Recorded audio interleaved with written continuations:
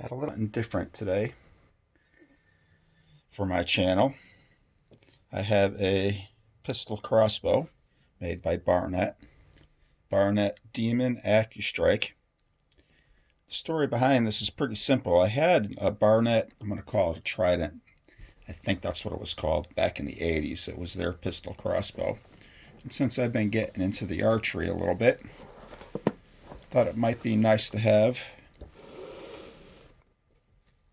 upside down and something similar. They didn't make the one that I used to have, but this would be the new incarnation of it. And I'm pretty sure it's new on the market. So I decided, let's get it and have some fun. Got my little Swiss Army knife. Unboxing videos are not my forte, which is okay. Got some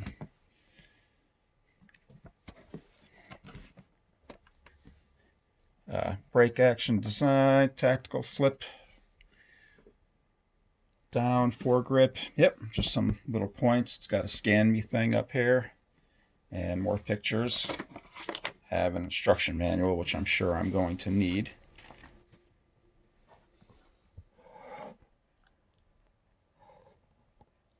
And there you go. It comes with some arrows or bolts, technically. I did buy a secondary pack because I'm sure I'm going to lose some.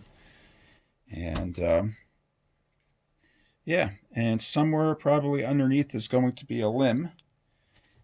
So we'll pull that out and see what that looks like. It's got quite a bit of heft to it, which I'm assuming is good. It's got a peep sight, and there you go. It's got some red dot sights where the light illuminates them. I forget what they're called, and it's got two dots, top and bottom. I'm sure that's for aiming reasons. Little extra grip handle.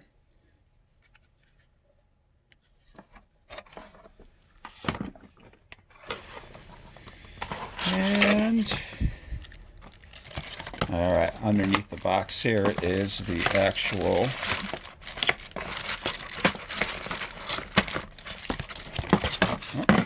dry pack. I'll tell you, it's a very nice box and how they packaged it. So here's the bow part. And we'll see how this thing goes together.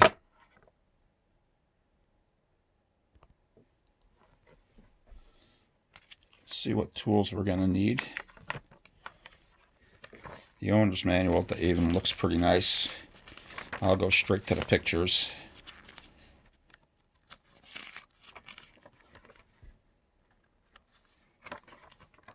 I was hoping there was going to be a picture of what tools you need, but we'll figure it out.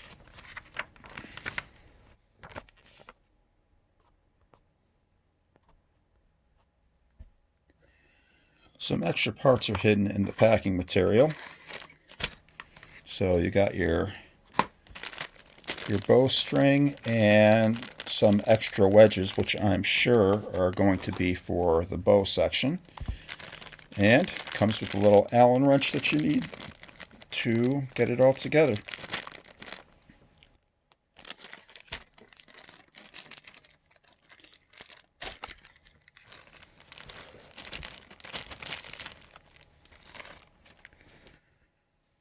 So it has a black bowstring and a very tied up, messy red and black one. Let's see if I can unknot this.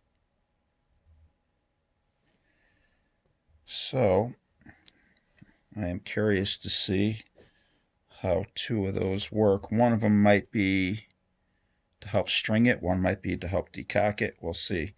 So we have a metal shim with a dimple in it, some sort of other shim device, and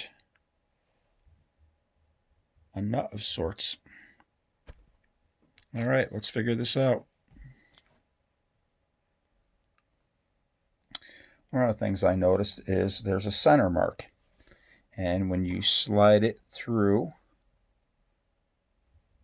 here, there's an actual window that you're able to make sure that this thing stays centered as you're putting in the shims.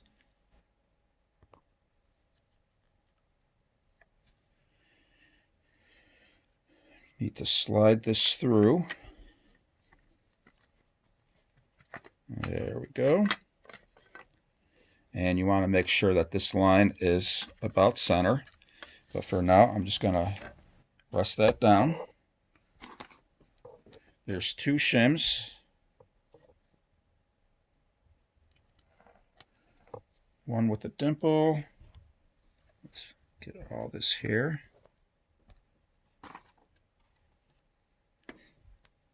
And the dimple goes, see, this has got like a plastic cap for the shim. And you have the dimple there. The dimple goes towards the front because there's a little set Allen wrench that presses this together.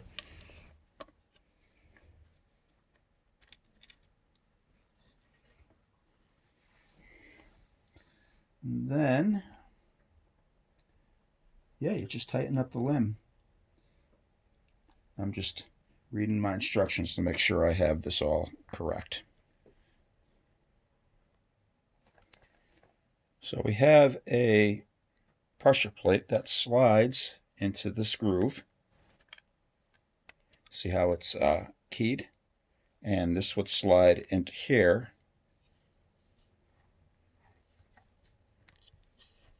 Trying to get a good camera angle. My headlamp sucks. There it goes. You slide that in, but you got to get all three of them in together, and then you tighten the Allen wrench. So that would be the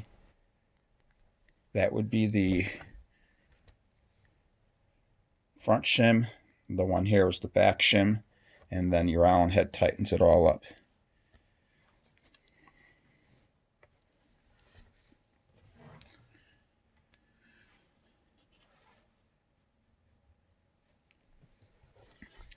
So first I'll just try putting it in. So you have to have this out in order to slide it through easily.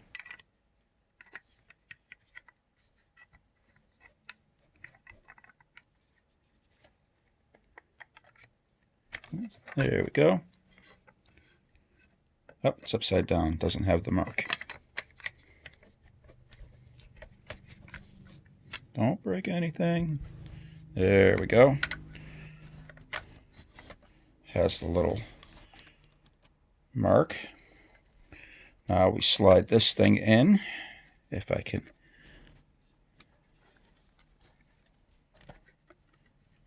There we go. I'm going to slide that in.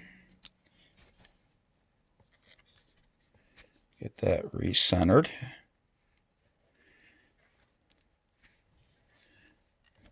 Now we put the, I think they call it a pressure plate. It's called a front limb plate, and the other one's called the rear limb plate. And I'm just going to loosen this up, slide this in till it is centered. And you want to make sure you look through the peephole here, so make sure that the limb is centered. And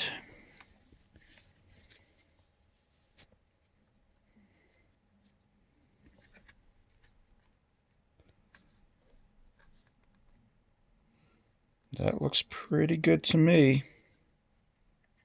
Loosen that up and jiggle it. I don't know how tight to do it, so I'm just going to go till it stops. And then I'll look at the instructions and see if there's an actual torque spec. Although, I do have a torque wrench, I just not on me.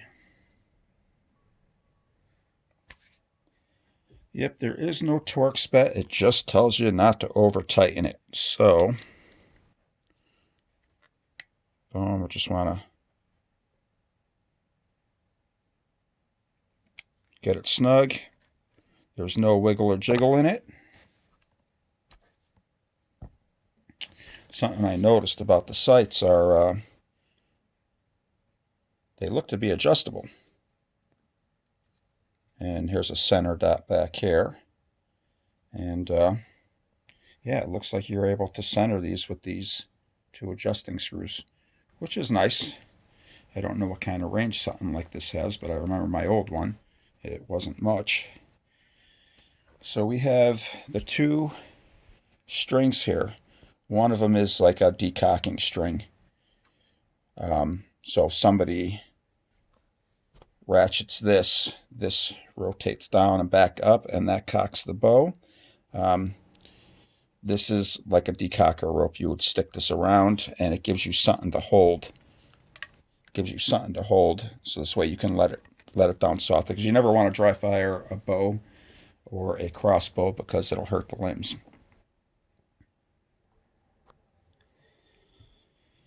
All right, now with the bowstring, I'm assuming it's very similar to a regular bow.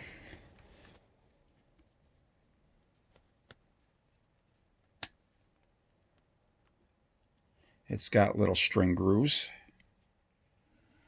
and it needs to be flexed. I'm assuming that's what this is, to help you do that, so you could pull on it. And I'm going to rotate this. I'm going to put this on the outside here.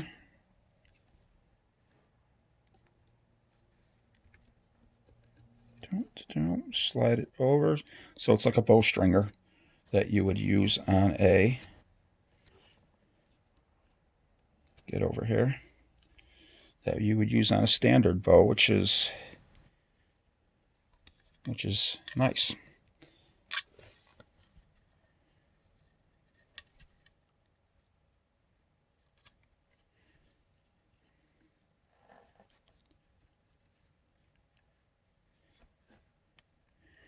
What I should know is if this needs a, let's see how all the strands are straight.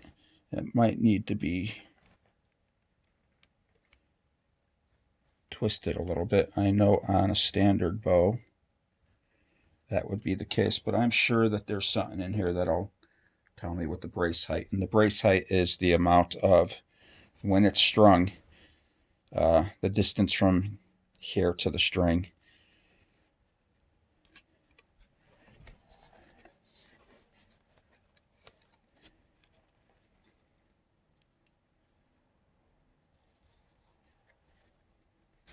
Yeah, I'm going to have to figure out how to string this without having a third hand.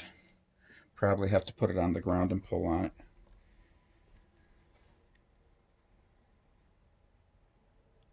The great thing is the bowstringer does have two little notches that you can slide the bowstringer over, and it helps you to get leverage on both sides.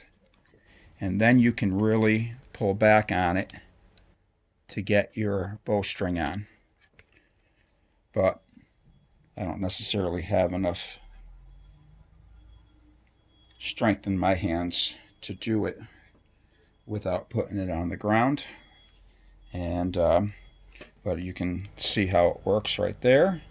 You can see how I can actually pull it back, and then I'll be able to get the bowstring on.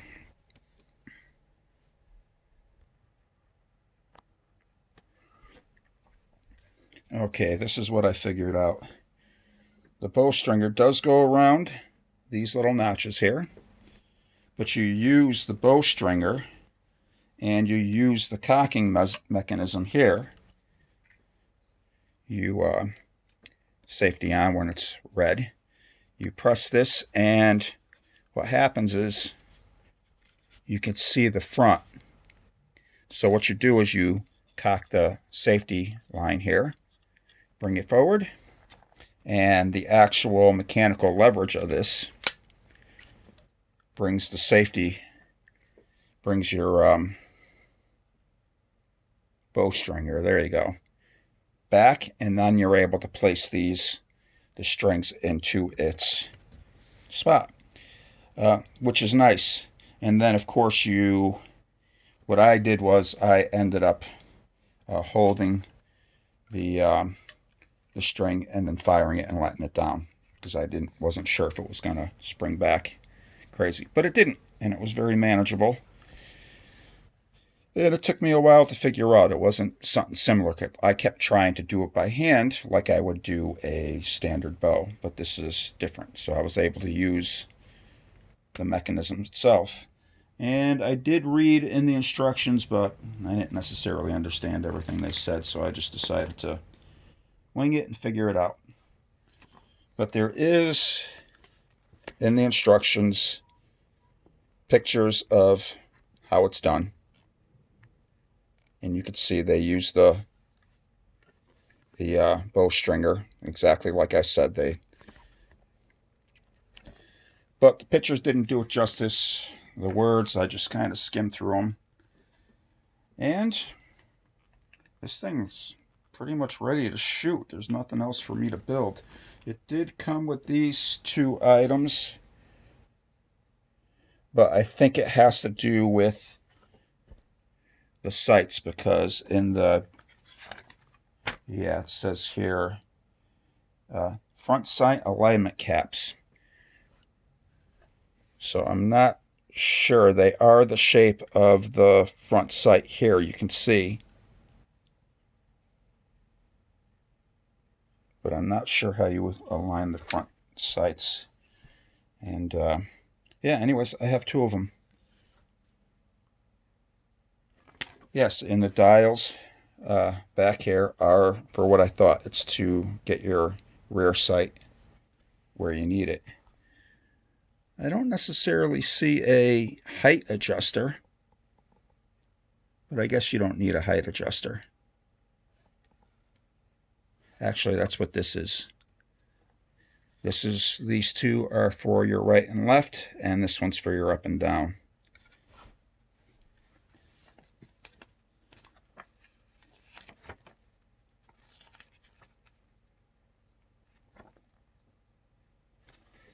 All right, time to go outside and shoot this into something.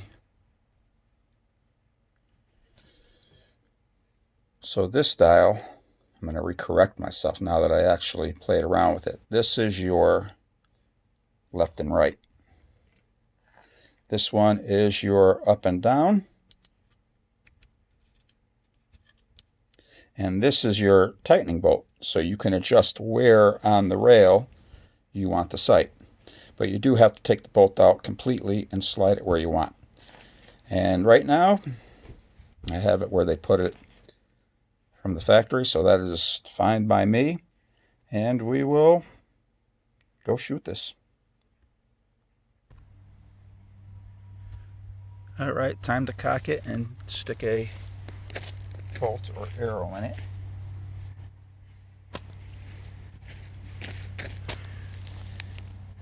The arrows, they didn't come with any field points. They just come with a threaded sharp point, and the bow didn't come with it. It came with the 6 bolts, but it didn't come with the tips. It says sold separately, which is okay, because they have all sorts of different hunting tips. And the cocking procedure is you have this nice little front handle here. You press the button in the back, and then you cock it. Although they don't make it easy. There it goes. Hopefully you showed that. Relock that back in. I'm going to make sure the safety's on. It's a 3 feather, 3 spline, I don't know what you want to call it. And you stick it in. slide it back. And then I come back here, safety off, and I shoot it.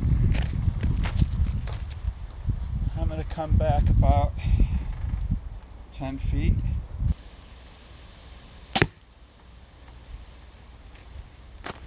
Well, that hit a lot harder.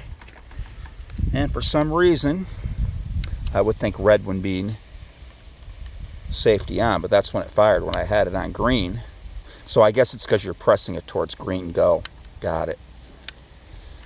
So, yeah, so it's up on red to shoot this one. And you can see that thing's got, it's probably half of the, yeah, oh yeah. I'm going to go back. I mean, I didn't really pay too much attention to how perfect I was aiming.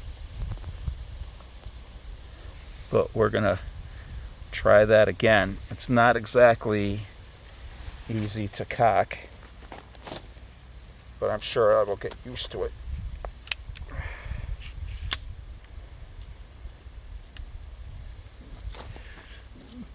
All right, I'm going to count back. 1, 2, 3, 4, 8 yards, 18, 20-ish feet.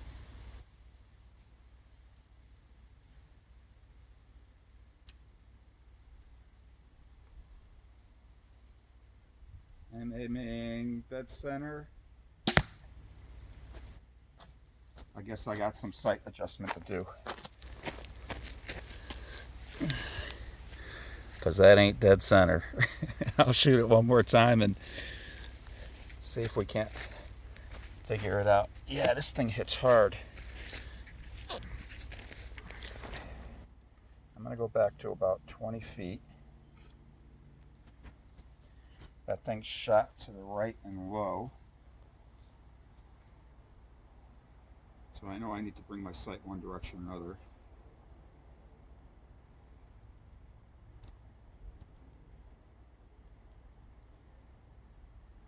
Try that a few clicks.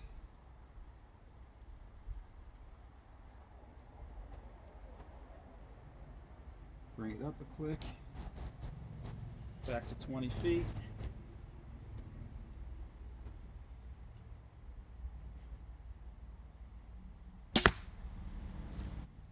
Now I'm shooting too high. I'll get this figured out, but at 20 feet it shoots amazingly hard, and it definitely has the velocity to shoot it a lot farther of a range. And yeah, this is going to be fun to figure out. It's definitely nice looking. It's got, I think, a I want to say a 50-pound pole, and their Pro model, which has a nicer sight, I think it goes up to 60. You're going to have to look that up.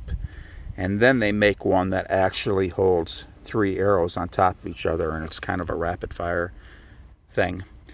And that's their less expensive one, but that's only a 40-pound bow.